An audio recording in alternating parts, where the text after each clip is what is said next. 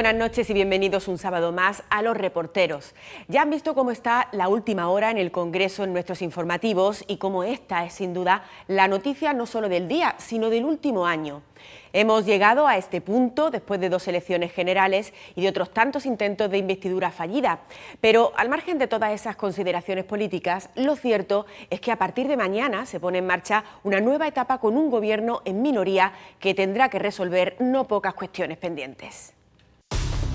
El Consejo de Ministros acaba de aprobar el Real Decreto de convocatoria de las elecciones generales.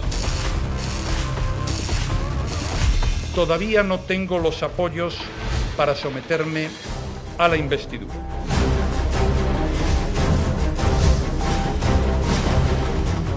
Ofrecemos gobernar mediante pactos que cuenten con el mayor respaldo parlamentario posible.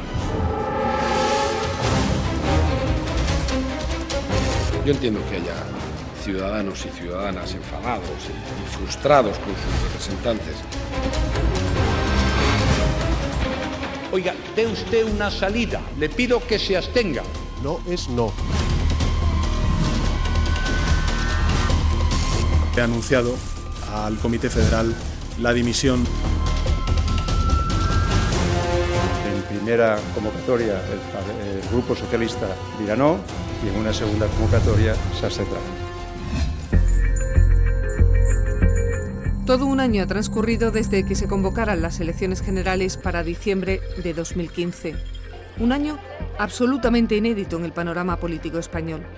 Un año de parálisis para un gobierno en funciones, de desgarro para el principal partido de la oposición, de intentos fallidos para llegar a acuerdos. Sin cultura de pactos y tras 2 elecciones con resultados parejos, el engranaje político se presentaba tarea imposible. Solo la llave de la abstención socialista permite el desbloqueo de la situación. Pero, ¿a qué precio? ¿A cambio de qué? ¿Por cuánto tiempo?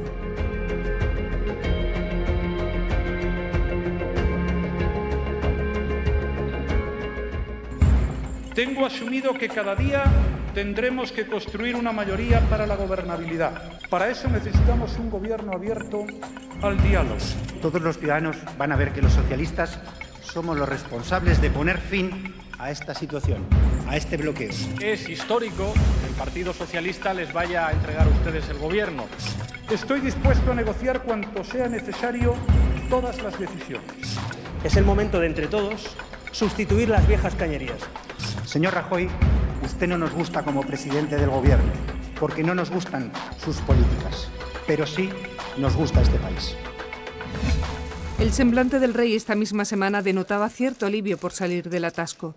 Desde mañana se da carpetazo a la interinidad, pero no va a ser fácil sortear la aritmética parlamentaria.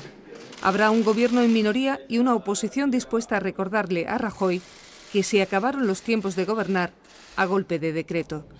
Nunca antes de ahora un gobierno se ha encontrado en una situación de tanta debilidad. El verbo a conjugar será negociar. Vamos a volver a la política, vamos a volver a la negociación, a la transacción, al acuerdo, en la que los grupos parlamentarios van a poner encima de la mesa sus intereses y, por supuesto, los intereses de los electores, y esto va a obligar a la mayoría parlamentaria a llegar a algún tipo de acuerdo con ellos. No hay tiempo que perder. Bruselas pide celeridad, que antes de fin de año se presenten nuevos presupuestos. Imposible ya a estas alturas.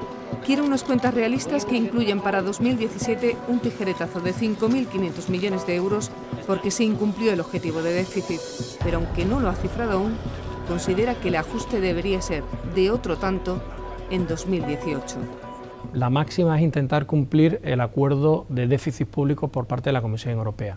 Ese acuerdo, que en un principio tendría que ser del 3,1% del déficit y que ya se ha planteado que no va a poder cumplirse para el año 17 y se va a ir al 3,7%, eso hace que lo siguiente es empezar a hacer recortes. Y los recortes suelen venir en la mayor parte de la tarta de nuestro presupuesto, que son temas de seguros sociales, seguridad social, sanidad, educación, etcétera. Por ejemplo, sabemos que las pensiones no van a llegar a diciembre del 17 con el Fondo de Garantía y habrá que recortar de alguna partida del gasto para hacer frente a los 2.000 millones, algo más de 2.000 millones de euros de desfase.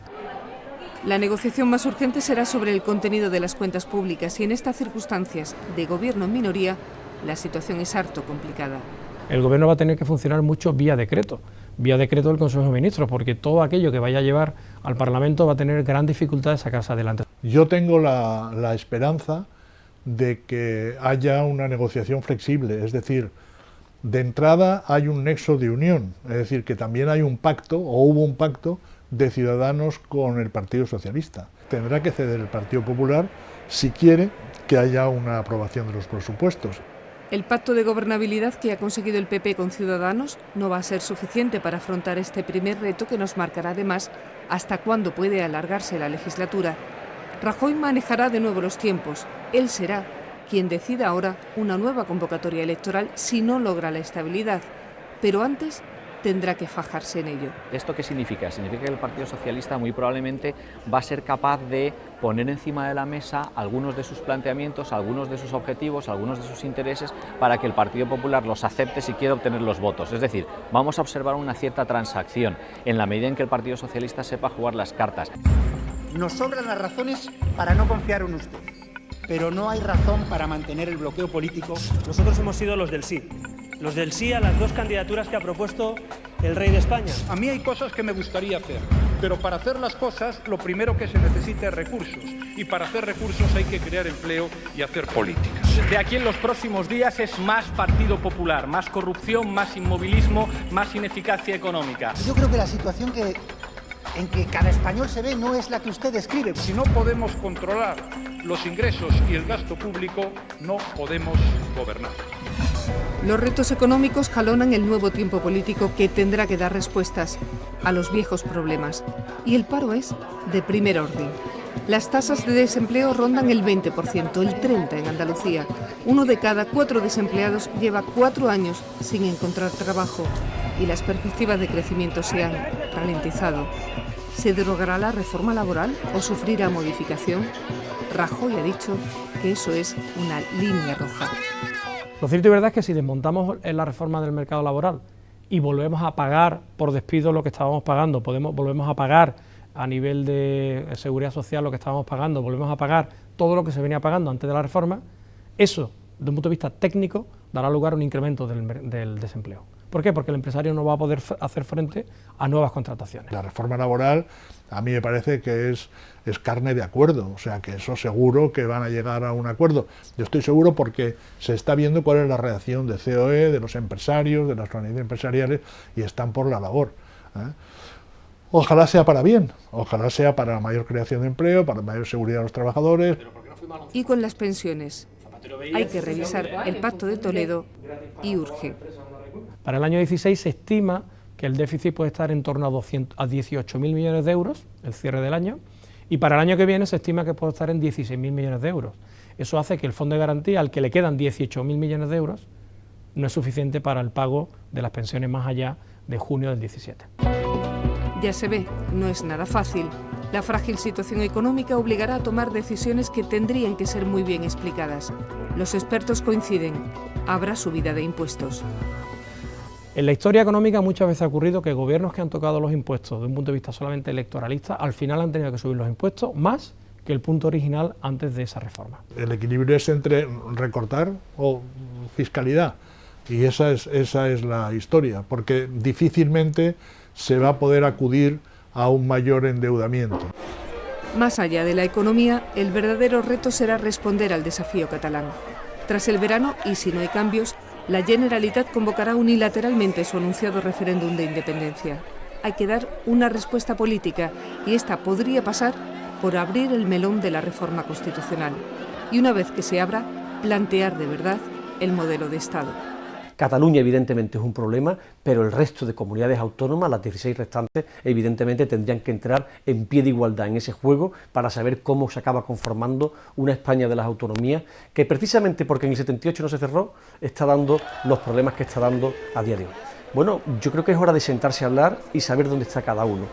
En cualquier caso, lo que sí tiene que al final, la resultante tiene que ser que tiene que existir Estado, un Estado para todos, de tal forma que se garanticen los mínimos de igualdad de todos los ciudadanos, y tiene que existir el derecho a la diferencia.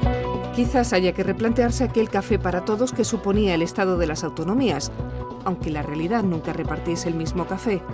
El momento, por tanto, obliga a ser especialmente vigilante. La Constitución no dice que tengamos que tener café para todos. Hoy, la Constitución del 78. Y los niveles de competencia son muy distintos. Por lo tanto, Andalucía tiene que tener una voz pujante. Eso no quiere decir, y yo creo que los andaluces en eso somos tremendamente generosos.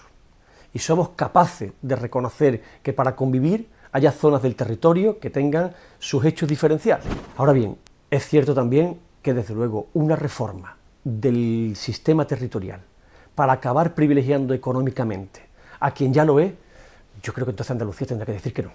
Y en estas habrá que poner sobre la mesa un nuevo sistema de financiación autonómica.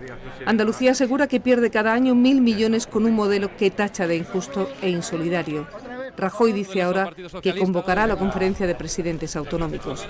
Va a ser muy complicado porque todo el mundo quiere más. Yo creo que ahora no va a haber más dinero, no, por lo menos lo que va a haber muy poco, y por tanto va a ser una negociación a cara de perro. Señor Rajoy, no tema, porque nosotros no venimos ni a hacer parches, ni a hacer reformas ni contrarreformas. Queremos modernizar este país. Sea consciente usted, señor Rajoy, y el resto de la Cámara, de que nosotros nos vamos a hacer respetar como oposición. Y les aseguro, señorías, que nosotros sí estaremos frente a ustedes. Que como vamos a hablar mucho a lo largo de los próximos tiempos, le voy a convencer. Rajoy tiene 137 diputados de 350 escaños. Si no maneja con habilidad el diálogo, podría encontrarse con una enmienda a la totalidad de lo realizado hasta ahora. Ya ha hecho algún guiño, por ejemplo, con las reválidas, pero no será suficiente. Gobernar sobre un alambre será tan delicado como el papel que le toca ahora desempeñar al PSOE. El Partido Socialista va a estar sometido a una doble tensión. Por un lado, la tensión de la responsabilidad de Estado, entre comillas, al objeto de sacar adelante ciertas leyes y tener capacidad de influencia sobre esas leyes, y por otro lado, plantear a la opinión pública que es un partido de oposición y que marca distancias respecto del Partido Popular y en este caso también respecto de Ciudadanos, pero sobre todo marcando distancia electoral con Podemos, que es su rival más directo dentro de la izquierda. Ha costado un año poner en marcha la maquinaria. ¿Cuánto durará el equilibrio? Los retos que aguardan son importantes y la oportunidad histórica para resolverlos también.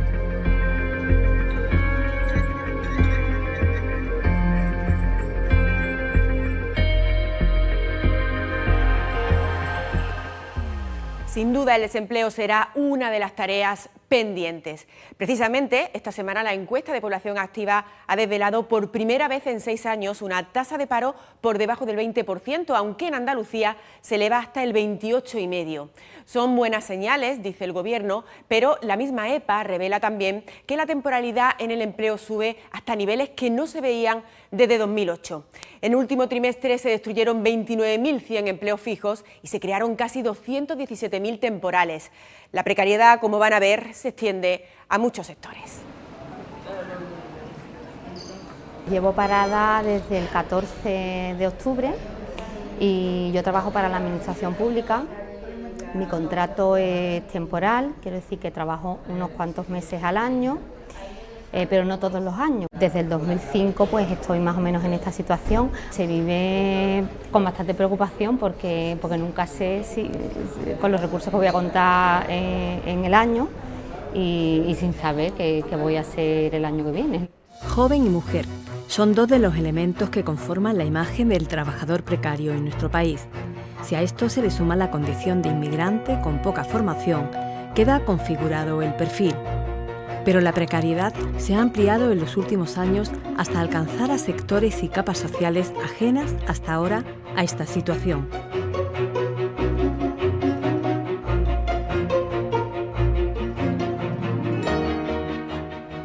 Rosalba Mancinas es doctora en Ciencias de la Información desde 2009.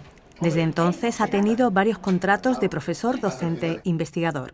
Entonces, ¿has conseguido ya la renovación de este año o no, Rosana? Que va, estoy ya a la espera de que se resuelva el concurso, todavía no se resuelve, estamos allí en todo el proceso, tú sabes cómo es eso, largo, paciencia. Pero entonces, ¿sigues con el contrato eventual de un año más? El contrato eventual de un año más por ahora. Pues fíjate que los asociados tenemos el concurso ganado desde el principio, una plaza que es continua. Yo llevo ya mi 10ª renovación en este año. ¿10ª renovación? Décima. Claro, estamos más o menos en la misma circunstancia. Yo soy sustituta interina desde hace 6 años. La temporalidad y los bajos salarios se ceban con colectivos amplios, entre los que se encuentran desde hace años un porcentaje cada vez mayor de docentes e investigadores universitarios. Desde últimos tiempos hay gente que está muy cualificada, que tiene sus estudios universitarios y que son precarios también, ¿no? La universidad, igualmente, los jóvenes profesores tienen contratos muy precarios, ganando realmente poco. Aquí en la universidad hay muchos trabajadores que no saben si van a estar dando clase la semana que viene o el mes que viene, y eso es demencial. ¿Quién puede planificar su vida con contratos de 3 meses, siendo profesor de universidad? Nadie. No puedes dar bien tus clases si no sabes si vas a poder terminar el curso. El sector público es doblemente responsable, diría yo, de la situación de precariedad que hay en España, porque no solamente no legisla, sino que utiliza la legislación para contratar precariamente a sus trabajadores. No existe ninguna capacidad de progresión dentro de la universidad.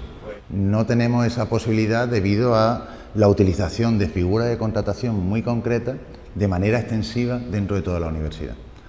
Son contratos concretos en el caso de personal sustituto interino, pensados para situaciones coyunturales, o en el caso del profesor asociado, pensados para profesionales que ejercen su trabajo fuera también de la universidad y traen conocimiento del mundo empresarial al mundo universitario. A eso se le suma también una precarización en los ingresos que recibimos. Yo cobro por cada hora que dedico a la formación de futuros arquitectos 1/3 de lo que cobran compañeros que tienen un tipo de contrato estable. No se reconoce la antigüedad, los contratos se renuevan anualmente o cuatrimestralmente y hay personas que llevan trabajando muchísimos años y por norma deberían ser reconocidos como indefinidos, pero no es el caso, con lo cual eso te limita, te bloquea en la carrera investigadora. Jesús Sabariego trabajaba en la Universidad Pablo de Olavide hace 4 años cuando, estando de baja, fue despedido. Era profesor asociado y desarrollaba también una labor investigadora. Un juzgado de Sevilla sentenció a su favor y reconoció el despido improcedente, pero además... La sentencia reconoce que se puede estar encadenando contratos permanentemente y que una vez que se encadena un número limitado de contratos, esas figuras deben ser consideradas como indefinidas, con lo cual les reconoce la antigüedad, recomienda y establece recomendaciones para que las universidades integren y permitan que estos profesores asociados desarrollen una carrera investigadora. ¿Pero qué motiva esta precariedad? Para algunos expertos, el contrato temporal está en la base. Instaurado en 1984, se ha mantenido en las sucesivas reformas laborales hasta la fecha. En Andalucía, ahora mismo la tasa de temporalidad está en torno al 35-36%. Eso quiere decir que de cada 100 trabajadores en Andalucía, más de 1/3 tiene un contrato temporal. Como tenemos una tasa de paro del 30%, pues también tenemos otro tercio que no está trabajando. O sea que la definición global de precariedad en Andalucía es muy superior a la mitad de la población activa. El empleo en la construcción, en la agricultura y en el turismo están sometidos a condiciones que precarizan a sus empleados. El hecho de que haya 1 millón de parados en Andalucía y un 60% de jóvenes que están parados, pues el sector turístico se beneficia de ese paro, de esa oferta de mano de obra para poner sus condiciones, ¿no? 1 de cada 2 trabajadores del sector turístico tiene un contrato temporal, y además se está incrementando el número de pernoctaciones en los hoteles y no están subiendo los empleos. Según datos del Instituto Nacional de Estadística, los jóvenes son los que mayor tasa de desempleo soportan y los que menor salario perciben. Ser mileurista en estos momentos se ha convertido casi en un privilegio. Si uno es además una persona joven que sea mujer, las condiciones aún son peores, ¿no? De media estamos hablando que la gente joven está percibiendo en Andalucía una media de 9.000 euros, 9.200 euros al año. La peor provincia, por ejemplo, por hablar de zonas más locales, la peor provincia es Huelva, que apenas llega a los 8.000 euros, y en mejores condiciones está Málaga, que está en casi 10.000 euros. Ser hoy mileurista no es ningún privilegio, pero ya digo que alcanzar 1.000 euros para un trabajador, sobre todo joven, resulta casi una quimera. Los auténticos privilegiados son los dirigentes de las grandes empresas.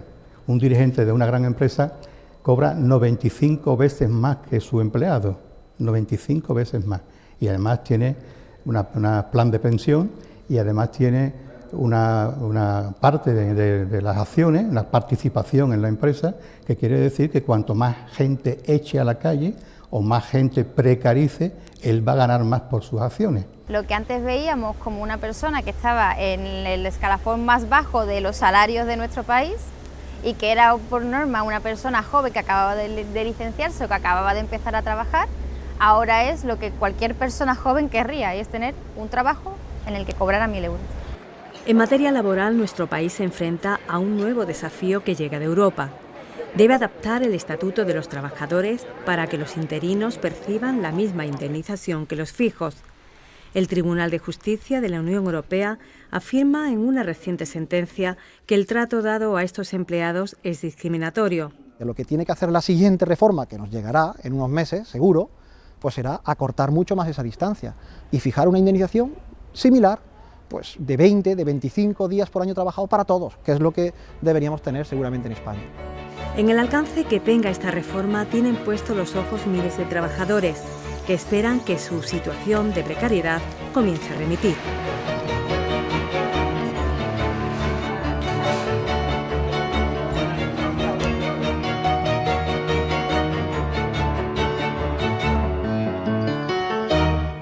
Estaremos pendientes de esa reforma laboral esperanzadora para muchos, pero ahora vamos a cambiar de asunto. La Comisión de Igualdad del Congreso de los Diputados ha aprobado esta semana una iniciativa para que el concepto de violencia de género se amplíe a las agresiones que sufren las mujeres fuera del ámbito de la pareja. En España son más de 1000 las violaciones que se denuncian cada año. Otras conductas, como los abusos sexuales o el acoso, siguen arraigadas y en ocasiones jaleadas en las redes sociales por una sociedad que pregona el respeto y la igualdad entre hombres y mujeres. Hechos extremos, como la presunta violación de una joven de 18 años en las pasadas fiestas de San Fermín, sacan a la luz una realidad muy diferente. Silencio. Silencio de quienes sufren y silencio también de una sociedad que suele mirar para otro lado.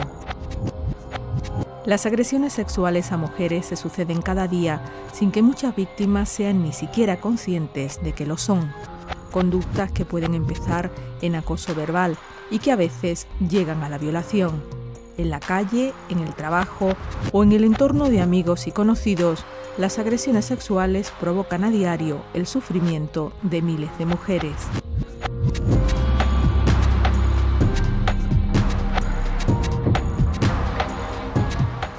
La violencia sexual se considera la más invisible de todas las violencias porque está unida a una esfera que se considera íntima y donde la víctima además tiene un plus de vergüenza sobre lo que le ha ocurrido. Tenemos que tener en cuenta que venimos de una sociedad donde la sexualidad ha sido tabú.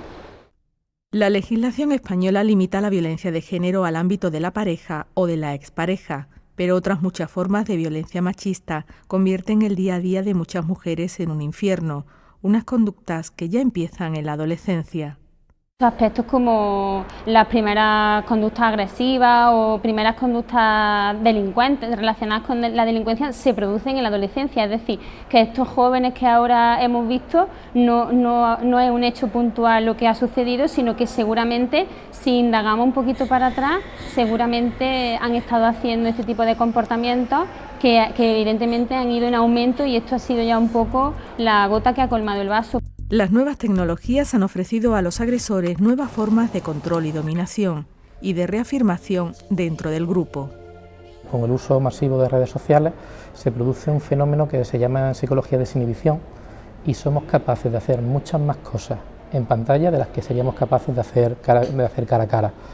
Por ejemplo, nadie se atrevería a hacer una violación en público, pero si mandas una violación que tú comentas, que tú cometes, si la mandas por las redes, porque eso es más fácil, tiene menos costes para ti que lo otro. Incluso dentro de esos propios grupos se establece una dinámica casi de presión de grupo en el que ya dejas de ser casi un individuo y te conviertes en un ente en el que todos hacemos lo mismo. Es el caso del contenido de los grupos de WhatsApp a los que pertenecían los 5 jóvenes sevillanos acusados de una violación durante las fiestas de San Fermín, unas conductas que no son nuevas. Es una cosa parecida, no sé si el símil muy lógico, es el tema de los albañiles. Cuando están los albañiles en una obra y empiezan a piropear de forma grosera a alguna mujer, casi compiten por a ver quién es el que hace la barbaridad mayor. Y entre todos se refuerzan ese tipo de conductas y entre todos se aplauden esas conductas. Si nos fijamos en la cantidad de mensajes de WhatsApp que mandan, hay mucho de risita, hay bravo, hay mucho refuerzo social de una conducta que es totalmente inaceptada socialmente. El contenido de los WhatsApp del caso de los Sanfermines demuestra lo que en muchas ocasiones se ha denominado la cultura de la violación, que es la cultura en la que se normaliza y se permite la violencia sexual hacia las mujeres como parte natural. ¿Qué ocurre? Que la gente joven educada en la igualdad formal realmente no ha interiorizado aún esa igualdad. La publicidad del cine o la televisión no ayudan a erradicar los roles sociales diferentes adjudicados a hombres y mujeres.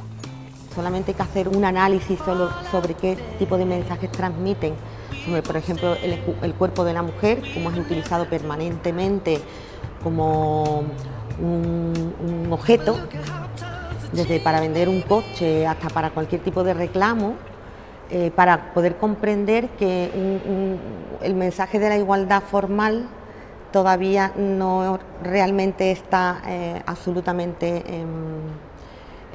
interiorizado. El intercambio de imágenes con contenido sexual es otra forma de agresión contra las mujeres. Aunque las prácticas hayan sido consentidas, no siempre lo es su difusión.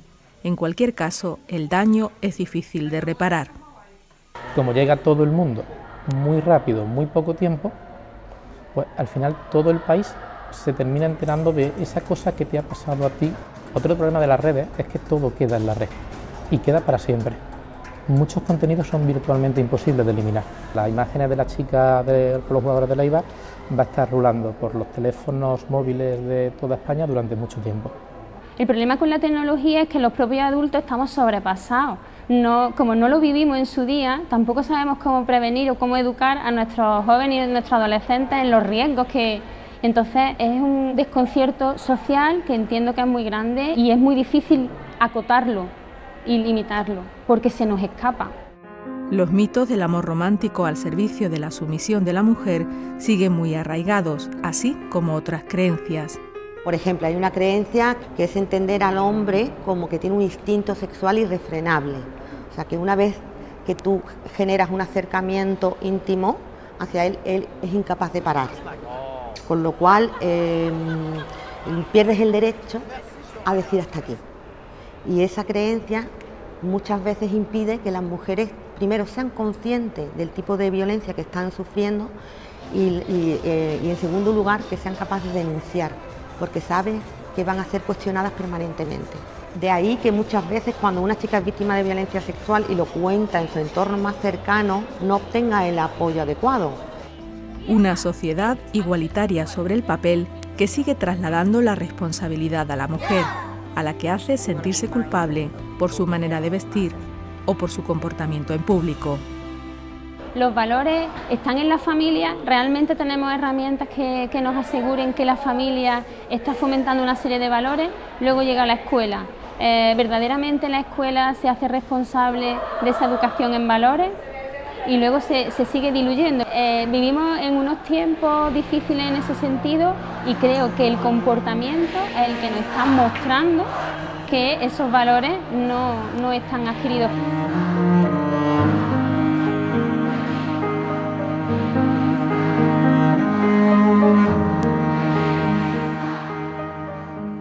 Como han visto, aún queda mucho por recorrer en el camino para conseguir la igualdad real entre hombres y mujeres, que por cierto es tarea de todos. Nos despedimos así, pero recuerden que el próximo sábado volvemos con más reportajes de actualidad y análisis. No nos fallen. Muy buenas noches.